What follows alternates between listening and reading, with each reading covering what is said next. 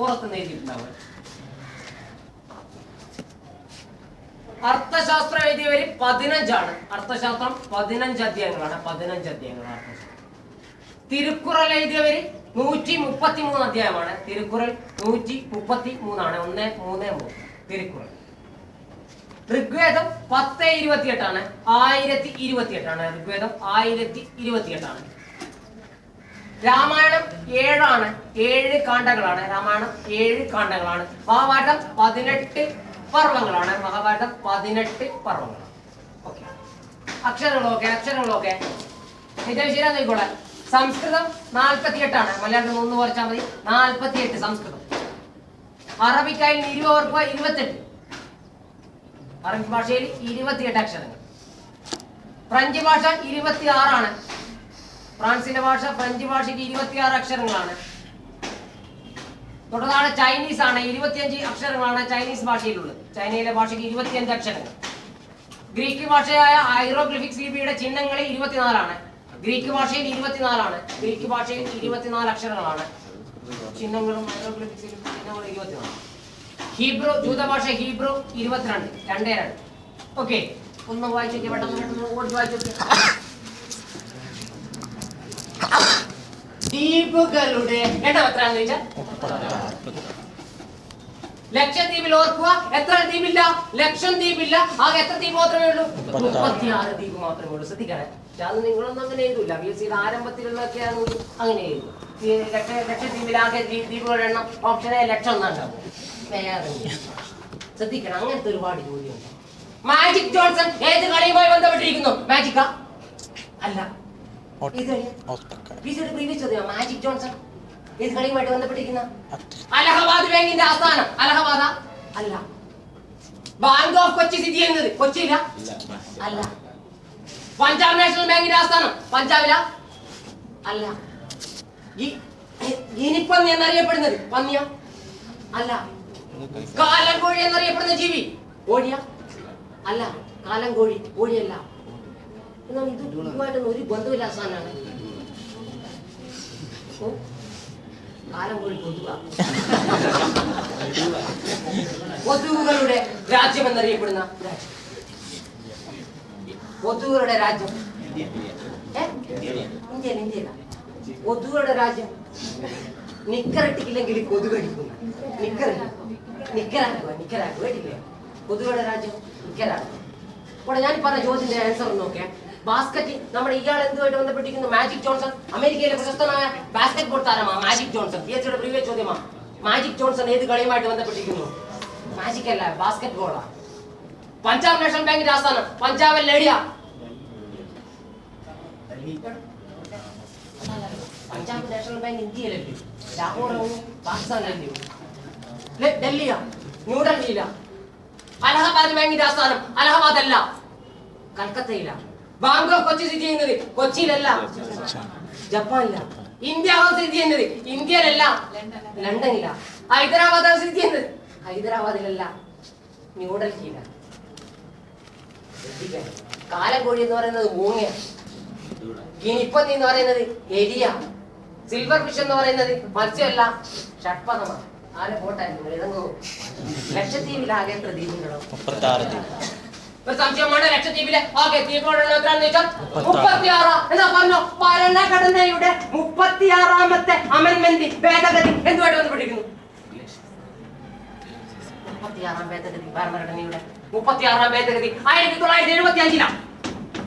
1975 ഭരണഘടനയുടെ 36ാം ഭേദഗതി ചെയ്യുന്നത്. എന്താ 36ാം ഭേദഗതി പ്രകാരം? ഭരണഘടനയുടെ 36ാം ഭേദഗതി പ്രകാരം എന്താ സംഭവിച്ചത്? അടിയന്തരാവസ്ഥ അല്ലല്ല. അത് അടിയന്തരാവസ്ഥ പ്രഖ്യാപിക്കില്ലല്ലോ. ഭരണഘടന ഭേദഗതി ചെയ്യേണ്ട ആവശ്യമില്ലല്ലോ. നിർത്തലാക്കിയത് 1971. ഭരണഘടനയുടെ 36ാം ഭേദഗതി പ്രകാരമാണ് അതുവരെ ഒരു സംസ്ഥാന പദവി ഇല്ലാതിരുന്ന സ്റ്റേറ്റിന് പൂർണ്ണ സംസ്ഥാന പദവി നൽകി. ഭരണഘടനയുടെ 36ാം ഭേദഗതി പ്രകാരം പൂർണ്ണ സംസ്ഥാന പദവി നൽകിയ സ്റ്റേറ്റ് ഏതാ? ഇന്ത്യയിലെ സംസ്ഥാനം ഏതാ? അതുവരെ ഇത് പൂർണ്ണ സംസ്ഥാനം എന്ന് പറയുന്ന പദവി ഈ സ്റ്റേറ്റിന് ഇല്ലായിരുന്നു. 1975 ഭരണഘടനയുടെ 36ാം ഭേദഗതി നടപ്പിലാക്കിയതോടെയാണ് സിക്കിമിന് ഈ ഒരു അധികാരം കഴിയുന്നത്. സിക്കിമാണ്. ഭരണഘടനയുടെ 36-ാം ഭേദഗതി പ്രകാരം പൂർണ്ണ സംസ്ഥാന പദവി ലഭിച്ച സംസ്ഥാനം ഏതാണോ? സിക്കിമിന്റെ ഇപ്പോഴത്തെ മുഖ്യമന്ത്രി സിക്കിമിന്റെ ഇപ്പോഴത്തെ മുഖ്യമന്ത്രി സിക്കിമിന്റെ ഇപ്പോഴത്തെ മുഖ്യമന്ത്രിയാണോ? പവൻകുമാർ ചാംലിംഗ്. പവൻകുമാർ ചാംലിംഗ്. ഞാൻ ഇദ്ദേഹത്തെ കുറിച്ച് പറഞ്ഞത് വേറെ കാര്യം പറയണ്ടേ, ഞാൻ ചിലപ്പോൾ പറഞ്ഞിട്ടുണ്ടാവും. ഒരുപക്ഷെ ഇന്ത്യയിലെ രാഷ്ട്രതന്ത്രജ്ഞർ വിചാരിച്ചിരുന്ന ഒരു കാര്യമുണ്ട്. ജ്യോതി ബസുവിന്റെ റെക്കോർഡ് 23 വർഷം എന്ന് പറയുന്ന റെക്കോർഡ് എന്തിന്റെ റെക്കോർഡാ? ഏറ്റവും കൂടുതൽ കാലം മുഖ്യമന്ത്രി, ഇന്ത്യയിലെ ഒരു സംസ്ഥാനത്ത് മുഖ്യമന്ത്രിയായിരുന്ന വ്യക്തി എന്ന് പറയുന്ന റെക്കോർഡ് ഇന്നുള്ളത് പശ്ചിമ ബംഗാൾ മുഖ്യമന്ത്രിയായിട്ടുള്ള ജ്യോതി ബസുവിന്റെ പേരില. അത് 1977 മുതൽ 2000 വരെ തുടർച്ചയായി 23 വർഷം ബംഗാളിനെ കുട്ടിച്ചോറാക്കിയ മുഖ്യമന്ത്രിയാണ് ജ്യോതി ബസു. ഇത് ഇന്ത്യക്കാർ വിചാരിച്ചു ഈ റെക്കോർഡ് ഇനി തിരുത്തപ്പെടില്ല 23 വർഷം. എന്നാ തിരുത്താൻ പോവുക. അത് തിരുത്താൻ പോകുന്ന വ്യക്തി പവൻകുമാർ ചാംലിംഗ്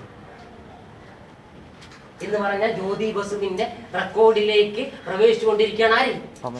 ചാംലിംഗ്. അദ്ദേഹത്തിന്റെ ഈ ടേം പൂർത്തിയാക്കിയാൽ പവൻകുമാർ ചാംലിംഗ് ആവും ഇന്ത്യയിൽ ഏറ്റവും കൂടുതൽ കാലം മുഖ്യമന്ത്രിയായിരുന്ന വ്യക്തി എന്ന് പറഞ്ഞ ജ്യോതി ബസുവിനെ തട്ടിയിട്ട് ആര് കടന്നു വരും? പവൻകുമാർ ചാംലിംഗ് കടന്നു.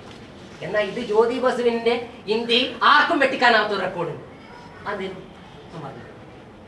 ജ്യോതി ബസുവിനെ ഇന്ത്യയിൽ ആർക്കും പരാജയപ്പെടാൻ പറ്റാത്ത ഒരു റെക്കോർഡിന് ഉടമയാണ്.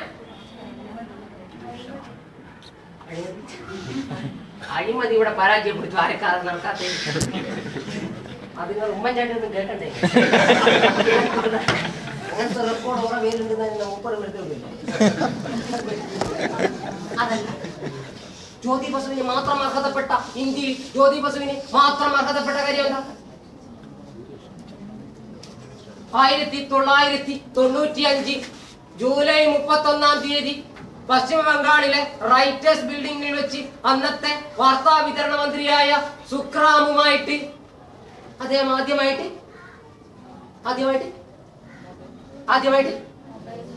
മൊബൈൽ ഫോണിൽ സംസാരിച്ചു. ഇന്ത്യയിൽ ആദ്യമായി മൊബൈൽ ഫോണിൽ സംസാരിച്ച വ്യക്തിയാണോ? ഇന്ത്യയിൽ ആദ്യമായി മൊബൈൽ ഫോണിൽ സംസാരിച്ച വ്യക്തിയാണെന്ന് വെച്ചാൽ നിങ്ങൾ പ്രീവിയസ് ക്ലാസ് പറഞ്ഞില്ല, നിങ്ങളില്ല, കുറച്ച് പേരുണ്ട്. അപ്പൊ ഇന്ത്യയിൽ ആദ്യമായിട്ട് മൊബൈൽ ഫോണിൽ സംസാരിക്കുന്ന ആരാ? ജ്യോതി ബസു. ലോകത്തിൽ ആദ്യമായിട്ട് മൊബൈൽ ഫോണിൽ സംസാരിക്കുന്നതാരാ? ലോകത്തിൽ ആദ്യമായിട്ട് മൊബൈൽ ഫോണിൽ സംസാരിക്കുന്നതാരാ? ഞാൻ നിങ്ങളെ തറപറ്റിച്ചിരിക്കുന്നു. അതാണ് മൊബൈൽ ഫോണിൽ ആദ്യ വാചകം. ഞാൻ നിങ്ങളെ തറപറ്റിച്ചിരിക്കുന്നു. ഇതാണ് മൊബൈൽ ഫോണിൽ നിന്ന് ആദ്യമായി മുഴങ്ങി കേട്ട ശബ്ദം. ആരുടെ ശബ്ദം? ആരാ പറഞ്ഞ് ഞാൻ നിങ്ങളെ തറപറ്റിച്ചിരിക്കുന്നു? Martin Cooper. ലോകത്തിൽ ആദ്യമായിട്ട് മൊബൈൽ ഫോണിൽ സംസാരിച്ച വ്യക്തി മാർട്ടിൻ കൂപ്പറാണ്. ഇന്ത്യയിൽ ആദ്യമായിട്ട് മൊബൈൽ ഫോണിൽ സംസാരിച്ച വ്യക്തി ജ്യോതി ബസു. ഇനി കേരളത്തിലേക്ക് വന്നാലോ? കേരളത്തിൽ ആദ്യമായി മൊബൈൽ ഫോണിൽ സംസാരിച്ച വ്യക്തി ആദ്യമായിട്ടാണ് മൊബൈൽ ഫോണിൽ സംസാരിക്കുന്നത് 1996 സെപ്റ്റംബർ 17-ാം തീയതി കൊച്ചിയിൽ എയർടെൽ മൊബൈൽ സർവീസ് ഉദ്ഘാടനം ചെയ്തുകൊണ്ട് ആരാ സംസാരിക്കുന്നത്? അന്നത്തെ ദക്ഷിണ മേഖലാ നാവികസേനാ മേധാവി AR ടാൻഡനുമായിട്ട് ഏത് കേരളീയനാ ആദ്യമായിട്ട് മൊബൈൽ ഫോൺ സംസാരിക്കുന്നത്?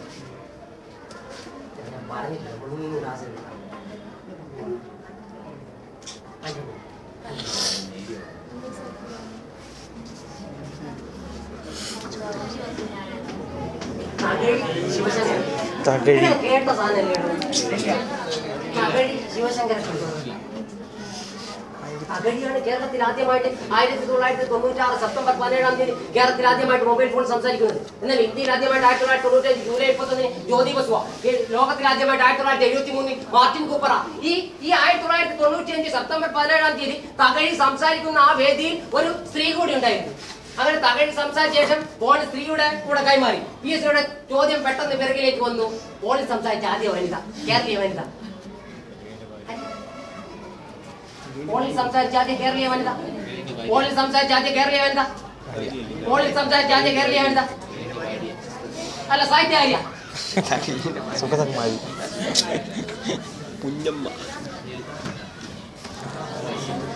കമലാസുരയ്യ മാധവിക്കുട്ടി ഇല്ലയോ? മാധവിക്കുട്ടിയാ കേരളത്തിൽ ആദ്യമായിട്ട് ഫോണിൽ സംസാരിച്ച വനിത. മൊബൈൽ ഫോൺ പറയാൻ